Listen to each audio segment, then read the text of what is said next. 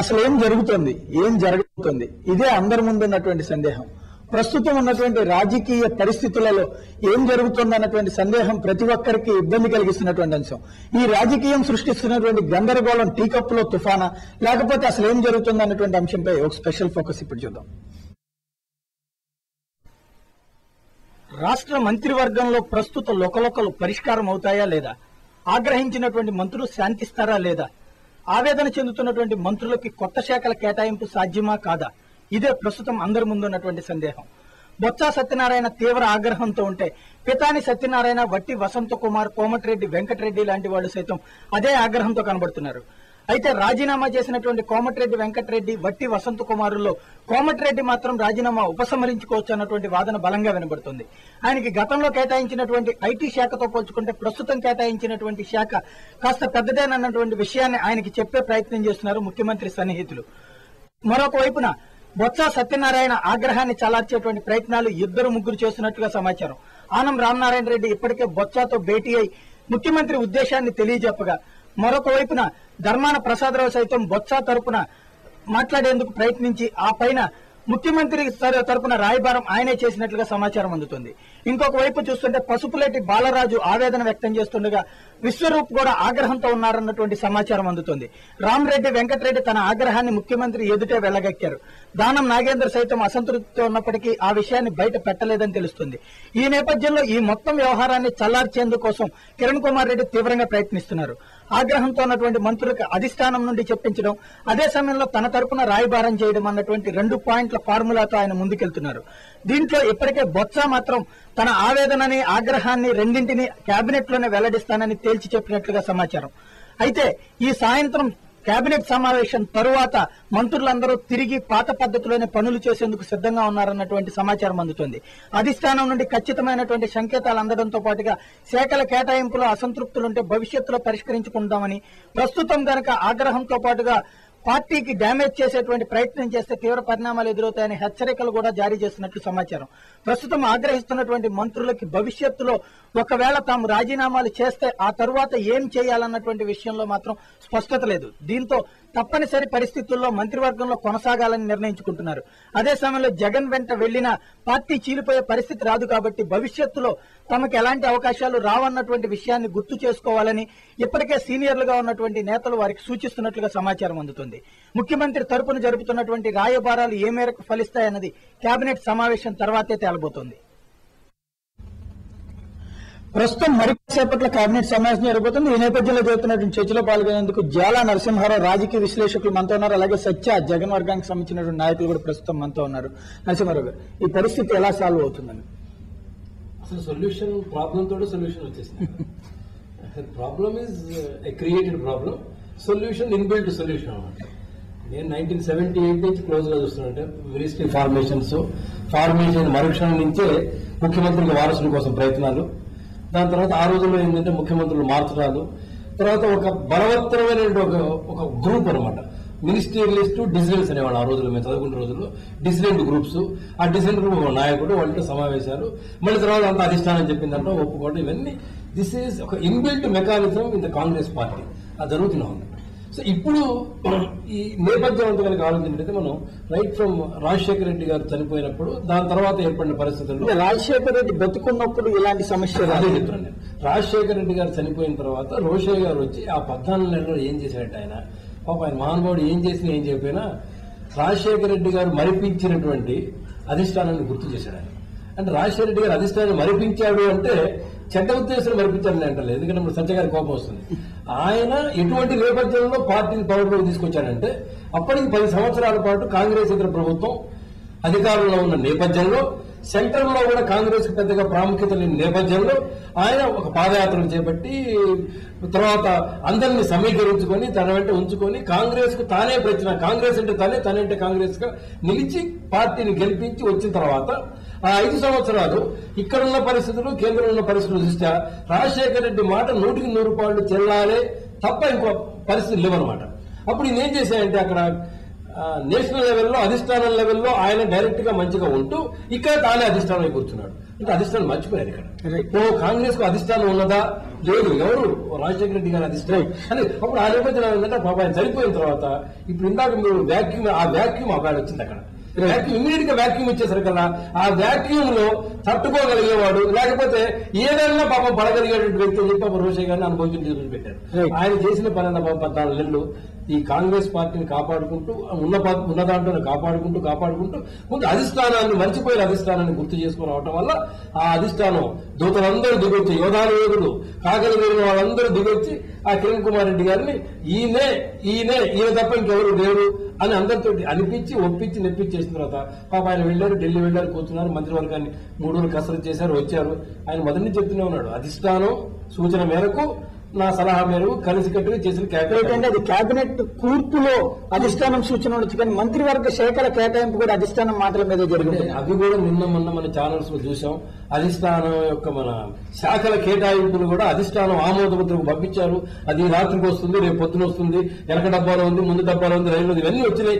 చివరికి ఏంటంటే శాఖల కేటాయింపు చేసినప్పటికీ కూడా ప్రాబబ్లీ ఎక్కడో ఒకటి కన్సల్ట్ చేసి ఉండొచ్చు. అయితే ఒకటి ఏంటంటే పాప ఆయన ఒకటి చేసి ఉండాల్సింది. మొదలే ఆయన తెల్లవారుదామని 5కి ఫోన్ చేసి చెప్పినప్పుడు ఇగో చూచాయిగా నీకు ఈ శాఖ కేటాయిస్తున్నా అంటే ఏ పేజీ లేకపోయేది. అంటే కాకుండా ఇంతకుముందు ఉన్న మంత్రులు దాదాపు అందరూ దిగారు కదా, ఎవరు 4-5 తప్ప కొత్త వాళ్ళ దగ్గర వచ్చారు కానీ అందరూ ఉన్నారు. మీ శాఖలు ఎక్కడ వాళ్ళు అక్కడే అంటే క్రికెట్ లో కనుక ఫీల్డింగ్ సరిగ్గా లేకపోతే ఎక్కడ వాళ్ళు అక్కడే అన్నట్టు ఎక్కడ వాళ్ళు అక్కడన్నా సరిపోయింది. అవన్నీ కాకపోయేసరికల్లా యాస్పిరేషన్స్ పెరిగిపోయాయి అందరూ. ఆ యాస్పిరేషన్స్ పెరగటంతో ప్రతి వాళ్ళు కానీ ఒకటి ఏంటంటే ఈ మంచి శాఖ చెడ్డ శాఖ అని ఈ మంత్రులు అంటాం కన్నా ఇంతకన్నా అసలు ఇబ్బందికరమైన మాటలు ఏమీ లేదు.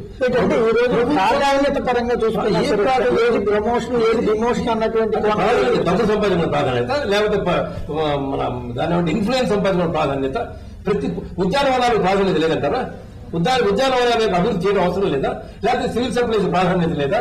లేకపోతే దేనికన్నా ప్రాధాన్యత ఏమంటే సరళీకృత ఆర్థిక విధానాలు వచ్చిన తర్వాత రెవెన్యూకు ప్రాధాన్యం లేదు, ఆర్థికానికి ప్రాధాన్యం లేదు, దేనికి ప్రాధాన్యం లేదు, అన్నిటికీ ప్రాధాన్యం ఉంది. మీకు బహుశా మీరు ఒకసారి చూడండి సెక్రటేరియట్ ఆఫీస్ మాన్యువల్ ఉండేది పాత రోజుల్లో.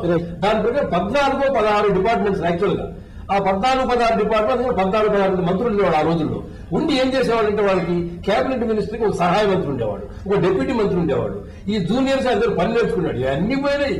అంత కేంద్ర మంత్రులే, అంత సహాయ మంత్రులు, అంత కేబినెట్ మినిస్టర్స్ అయిపోయారు. ఇప్పటికీ యూనియన్ కేబినెట్ లో ఆ సాంప్రదాయం ఉంది. ఒక మినిస్టరు అందులో కొంచెం సీనియర్ కనుక ఇప్పుడు స్టేట్ మినిస్టర్ ఇస్తే ఇండిపెండెంట్ ఛార్జ్ ఇవన్నీ ఏమి లేకపోయేసరికల్లా ఇవి వస్తున్నాయి. అందుకనే ప్రాధాన్యత అప్రాధాన్యత అంటే 10 మంది వాళ్ళు నాకు ప్రాధాన్యత రిజైన్ చేశారంటే చేస్తున్నారంటే 10 పోస్టులు అంటే 10 శాఖలు ప్రభుత్వంలో ప్రాధాన్యత లేదు. ఏంటండి ఏంటంటే ఈ రోజున వీళ్ళకి తెలియక బొత్స సత్యనారాయణ ఉన్నారు. నేను అడిగేది ఒక బొత్స సత్యనారాయణ ఇంతకు ముందు చేసినటువంటి పంచాయతీరాజ్ శాఖ అయితే ఈసారి రవాణా శాఖ దక్కింది. ఇండస్ట్రీస్ కదండి, ఇండస్ట్రీస్ ఎక్కువ, పంచాయతీరాజ్ ఎక్కువ అంటే నేను అడిగేది అంటే ఇలా ఇంకొక వైపు చూస్తే ఇప్పుడు వట్టి వసంత కుమార్ కూడా చూస్తే గతంలో గ్రామీణాభివృద్ధి శాఖ తీసుకుంటే ఈ రోజున పర్యాటక శాఖ దక్కింది. ఒక విధంగా పబ్లిసిటీ పరంగా చూసుకున్న గ్లామరస్ శాఖ కానీ టూరిజం సర్వీస్ సెక్టార్ లో మీరు టూరిజం సెక్టార్ ఉన్నటువంటి ఇన్ఫ్లుయెన్స్ కానీ అసలు టూరిజం నాలాంటి మన మంత్రులు చాలా ఉంది అనుకోండి. అది తెలియక చేస్తారంటే ఇప్పుడు కోమటిరెడ్డి వెంకటరెడ్డి ఐటీ శాఖ దాని తర్వాత తెలియక ఒకటండి మీకు రాజీవ్ గాంధీ కేబినెట్ లో అనుకుంటారు లేదా అంతకుముందు మొట్టమొదటిసారిగా హ్యూమన్ రిసోర్సెస్ డెవలప్మెంట్ ఇంట్రడ్యూస్ చేసినప్పుడు ఆ రోజుల్లో ఏంటంటే వాళ్ళు సీనియర్స్ అడిగేవాళ్ళు పివి నరసింహరావు గారిని మీ శాఖ చూజ్ చేసుకోమని అంటే ఆయన హ్యూమన్ రిసోర్స్ అడిగారట. అదేంటండి మీరు ఏ ఎక్స్టర్నల్ అఫేర్స్ లేకపోతే ఏ డిఫెన్స్ ఏ హోమో అలాంటి ప్రాధాన్యత అంటే అన్నిటికంటే ప్రాధాన్యత ఉంది వాళ్ళ భారతదేశంలో అవసరం ఉంది మనకి హ్యూమన్ రిసోర్స్ డెవలప్మెంట్ అంటే ప్రాధాన్యత లేదనుకున్న దాంట్లో చేరి దానికి ప్రాధాన్యత ఇవ్వగలిగినట్టయితే అది గొప్ప. కానీ నాకు ఎంతమందికి రెవెన్యూ ఇస్తారు, ఎంతమందికి ఫైనాన్స్ ఇస్తారు, ఎంతమంది పంచాయతీ రాజ్ ఇస్తారు, ఎంతమందికి ఇండస్ట్రీ ఇస్తారు, ఇవ్వడం కష్టం కదా. కాబట్టి ఏంటంటే ప్రాధాన్యత లేదంట కన్నా పొరపాటు ఇంకో మాటే లేదు. ఈవెన్ ఇప్పుడు ఈ రోజున కోరుతున్నటువంటి వాళ్ళని చూసుకున్నా ఇంతకు ముందు దామోదర్ రాజనరసింహ చేసినటువంటి శాఖతో పోల్చుకుంటే ఈరోజు సాంకేతిక విద్యాశాఖ కీలకమైనటువంటి బాధ్యతలు ఉంది. ప్రస్తుతం ఇంజనీరింగ్ కాలేజీలు కావచ్చు, ప్రస్తుతం ఉన్నటువంటి పాలిటెక్నిక్ కాలేజీలు, ఈ మధ్య కాలంలో పెరుగుతున్నటువంటి సమయంలో సాంకేతిక విద్యాశాఖ ప్రాధాన్యం. కోమటిరెడ్డి వెంకటరెడ్డి చూసుకుంటే గతంలో ఐటీ శాఖతో పోల్చుకుంటే ఈ రోజు ఓడరేవులు మౌలిక సదుపాయాలంటే మీరు వార్తలు మీరు ఇందా చదువుతుంది నాకు ఎంత ఆశ్చర్యం వేసిందంటే ఎవరో పోయి బాబు అంతకన్నా ఇది ఎక్కువ ప్రాధాన్యత ఉంటే ఆహా అని అన్నట్ట.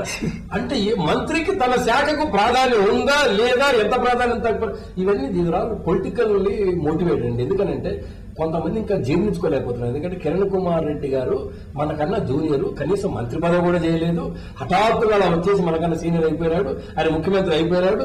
కాబట్టి ఎలా ఓర్చుకోలేక అందుకనే ఆయన ఒక టైం ఫిక్స్ చేసి ఫోన్ చేసేదాకా మనకి మంత్రివర్గంలో స్థానం ఉందో లేదో కూడా అప్రిషియేట్ చేయాలి కదా. మొట్టమొదటిసారిగా మాకు తెలిసి ఇదివరకు రోజుల్లో అంటే ఈవినింగ్ మర్నాడు సేవింగ్ నుండి evening 8 o'clock most of journalist friends మొత్తం ఆల్ఫాబెట్ రావడం లిస్టులు వచ్చేసాయి. ఎందుకంటే ఆ రోజుల్లో వాళ్ళ క్లోజ్ కాంటాక్ట్స్ మెయింటైన్ చేసేవాళ్ళు.